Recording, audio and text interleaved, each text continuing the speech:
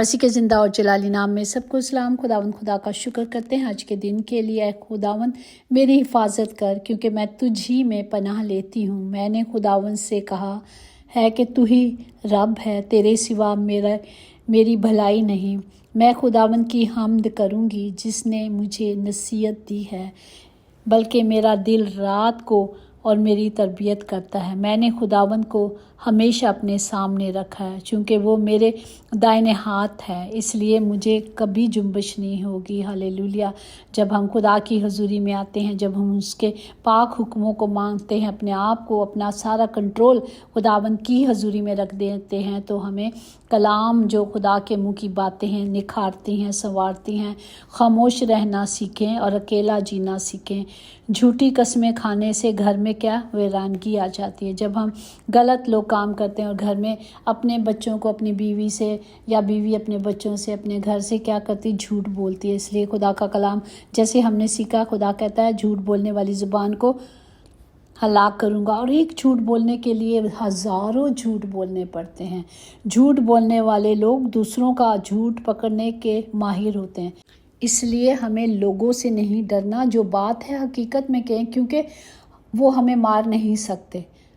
تھوڑی دیر سے ناراض ہوں گے، یا بچوں کو بھی اگر ہم سکھائیں تو بچوں کو بھی یہ سکھائیں کہ جھوٹ مت بولیں، سچ سچ بولیں، آپ کو سزا نہیں ملے گی، ہاں مگر جھوٹ بولو گے تو سزا ملے گی۔ اسی لیے ہمیں بچپن سے ہی اپنے بچوں کو تربیت دینی ہے۔ ہم دیکھتے ہیں جیلسی کرنا، حسرت کرنا، جس سے آپ کی اپنی برکات چلی جاتی ہیں۔ دوسروں کو کوئی فرق نہیں پڑتا کہ فلانے کے ساتھ یہ باتیں کر رہے ہیں، اس کو یہ مل گیا یا اس کو دے دیا گیا۔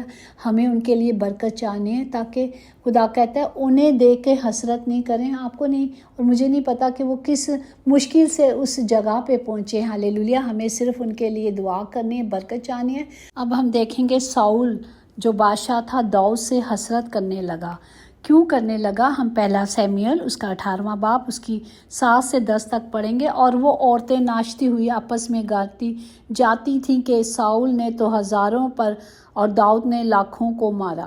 اور ساؤل نہایت خفا ہوا، کیونکہ وہ اس بات کو جو اس کے حق میں کہی جا رہی تھی اسے بری لگی، اور وہ کہنے لگا انہوں نے داؤد کے لیے تو لاکھوں اور میرے لیے فقط 1000 ہی ٹھہرائے، سو بادشاہ کے سوا اسے اور کیا ملنا باقی ہے۔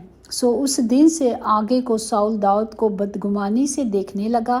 اور دوسرے دن ایسا ہوا کہ خدا کی طرف سے بری روح ساؤل پر زور سے نازل ہوئی، اور وہ گھر کے اندر نبوت کرنے لگا، اور داؤد روز کی طرح اپنے ہاتھ سے بجا رہا تھا، اور ساؤل اپنے ہاتھ میں اپنا بھالا لیے تھا۔ وہ اتنا حسرت میں آ گیا تھا کہ اس کی کیوں تعریف کی گئی، اور اسے مارنا چاہتا تھا، اور اس پر خدا کی جو روح تھی نا، وہ غلط بری روح آ گئی، اور وہ نبوت کرنے لگا۔ جب تک پھر ہم کلام پڑھتے ہیں تو دیکھتے ہیں کہ داؤد بادشاہ جب تک اس پرستش نہیں کرتا تھا، بجاتا نہیں تھا، وہ روح سے تنگ کرتی تھی۔ تو حسرت کا یہ نتیجہ ہے۔ آج میرا اور آپ کا خدا ہمیں چاہتا کہ ہمیں کامل بن کر پورے طور پر خدا کی حضوری میں جانا ہے، بچوں کی مانند۔ ہم دیکھیں گے آج کا زندہ کلام مرکز کی انجیل اس کا 10واں باب اس کی 15 میں ہے۔ میں تم سے سچ کہتا ہوں کہ جو کوئی خدا کی بادشاہی کو بچوں کی طرح قبول نہ کرے، وہ اس میں ہرگز داخل نہیں ہوگا۔ پاک کلام پڑھے جان پر خدا کی برکت ہو، خدا کا شکر ہو، خدا کی تعریف ہو۔ یہاں پہ یسوع نے بچوں کی مثال اس لیے دی کہ وہ بڑوں کی طرح طاقتور اور عقل مند نہیں ہوتے یا نہیں سمجھے جاتے۔ یسوع نے یہ نکتہ سمجھایا کہ انسان طاقت اور عقل کے وسیلے سے خدا کی بادشاہی میں داخل نہیں ہو سکتا، بلکہ اس لیے کہ وہ فروختن اور ایماندار اور وفادار ہونا چاہیے۔ پریز دی لارڈ۔ ہم دیکھتے ہیں مرکز کی انجیل اس کا 14واں باب اس کی 10 آیات میں لکھا ہے، یسوع یہ دیکھ کر خفا ہوا اور اس سے کہا، بچوں کو میرے پاس آنے دو، ان کو منع نہ کرو، کیونکہ خدا کی بادشاہی ایسوں ہی کی ہے۔ پریز دی لارڈ۔ خداوند کہتا ہے کہ بچوں کی مانی جب تک ہم نہیں بنیں گے اس میں نہیں جا سکتے۔ کیوں؟ کیونکہ بچے کیسے ہوتے ہیں؟ معصوم ہوتے ہیں، اور ان میں کوئی اتنا وہ نہیں، ہوشیاری نہیں ہوتی، چلاکی نہیں ہوتی۔ وہ جب تک ماں باپ کے ساتھ رہتے ہیں، بچے ہوتے ہیں، تو ان کی نظریں صرف اپنے ماں باپ پر ہوتی ہیں، انہی کو دیکھتے رہتے ہیں کہ وہ انہیں مہیا کرتے ہیں تو وہ کھاتے ہیں۔ اس کے سوا وہ کہیں بھی نہیں دیکھتے، ان کو صرف اپنے ماں باپ کی آس امید ہوتی ہے، انہیں پتہ ہے کہ یہی سنبھالیں گے۔ اسی طرح ہمیں بھی پتہ ہونا چاہیے کہ ہمارا خدا ہمیں سنبھالے گا۔ اگر ہم دیکھیں متی کی انجیل اس کا 18واں باب اس کی 10 سے 14 تک، خبردار ان چھوٹوں میں سے کسی کو ناچیز نہ جاننا، کیونکہ میں تم سے سچ کہتا ہوں کہ آسمان پر ان کے فرشتے میرے آسمانی باپ کا منہ ہر وقت دیکھتے ہیں۔ پریز دی لارڈ۔ اسی طرح اگر کسی آدمی کی 100 بھیڑیں ہوں اور ان میں سے ایک بھٹک جائے تو کیا وہ 99 کو چھوڑ کر پہاڑ پر جا کر اس بھٹکی ہوئی کو نہ ڈھونڈے گا؟ اگر وہ اسے پا لے گا تو وہ اس کی خوشی ان 99 سے زیادہ منائے گا۔ اسی لیے میرا اور آپ کا باپ ہم کھوئی ہوئی بھیڑوں کو لینے آئے، جو ابھی تک صحیح راستے سے واقف نہیں، جو ابھی تک نہیں جانتی کہ کون سا راستہ صحیح ہے، ابھی تک وہ ہلاکت والے راستے میں ہیں۔ جس طرح لکھا، اسی طرح تمہارا آسمانی باپ یہ نہیں چاہتا کہ ان چھوٹوں میں سے ایک بھی ہلاک ہو، تو وہ سب کو بچانا چاہتا ہے۔ اسی طرح یوحنا کی انجیل اس کا 3 باب 3 سے 5 ہے۔ یسوع نے جواب میں کہا، میں تم سے سچ کہتا ہوں، جب تک کوئی نئے سرے سے پیدا نہ ہوا خدا کی بادشاہی کو دیکھ نہیں سکتا۔ نیقودیمس نے اس سے کہا، آدمی جب بوڑھا ہو گیا تو کیوں کر پیدا ہو سکتا ہے؟ کیا وہ دوبارہ اپنے ماں کے پیٹ میں داخل ہو کر پیدا ہو سکتا ہے؟ یسوع نے جواب دیا، میں تم سے سچ کہتا ہوں، جب تک کوئی آدمی پانی اور روح سے پیدا نہ ہو وہ خدا کی بادشاہی میں داخل نہیں ہو سکتا۔ تو ہمیں اپنے آپ کو خدا کی حضوری میں کہتے ہیں کہ نئے سرے سے پیدا ہونا ہے، اپنے گناہوں سے توبہ کر کر روح اور پانی سے اور روح سے پیدا ہونا ہے۔ بار بار ہاتھ تو دھو رہے ہیں، کبھی دل بھی دھو لیا کرو۔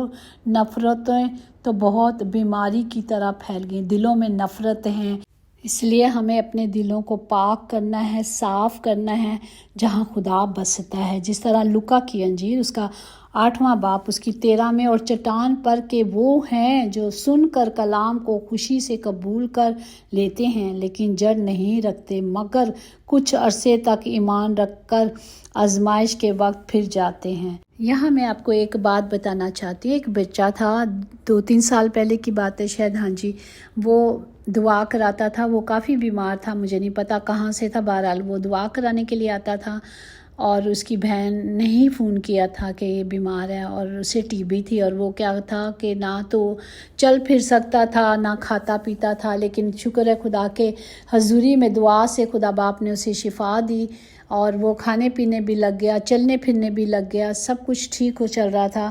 پھر کہیں اس کی بہنیں اس کو کہیں لے گئی، جادو یا دم سم جو بھی ہے، جہاں بھی لے گئی۔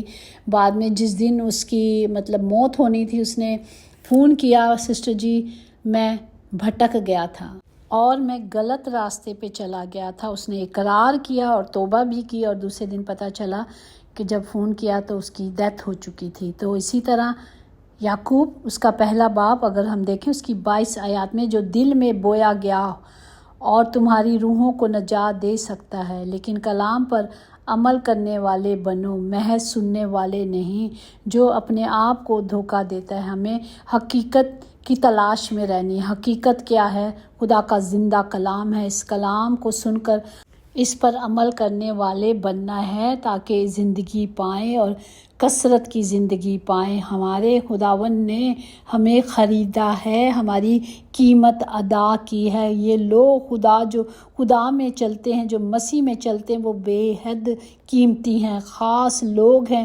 جنہیں یسوع نے بچا لیا، اور خدا کے ان بہت سے لوگوں میں اولین ہیں جو نئی اور ابدی زندگی میں شامل ہو چکے ہیں۔ ہمیں اپنی قیمت کی قدر کرنا ہے۔ روز ہم ایک بات سیکھتے ہیں، خدا کی بادشاہی صرف ایک جگہ نہیں بلکہ وہ حالات ہیں جو اس وقت ہوتے ہیں جب خدا حکمرانی کرتا ہے۔ خدا کی مرضی کے مطابق عمل کرنے والے بننا ہے، مثلاً دوسروں کی خدمت کرنا اور یسوع کے بارے میں خوشخبری سنانا ہے۔ آج برا وقت آ گیا، ہم دیکھتے ہیں دنیا میں کتنے برے وقت ہیں کہ بیٹیاں، جو اس باپ کی بیٹیاں، اپنے باپ جو دنیاوی باپ ہے اس کے گھر میں بیٹیاں محفوظ نہیں، تو بیٹیاں کہاں محفوظ ہیں؟ اس درندے سے محفوظ نہیں ہے جو سگا باپ ہے، تو کون سا رشتہ ہے جس پر بھروسہ کیا جائے گا؟ خدا باپ ان برے وقتوں میں،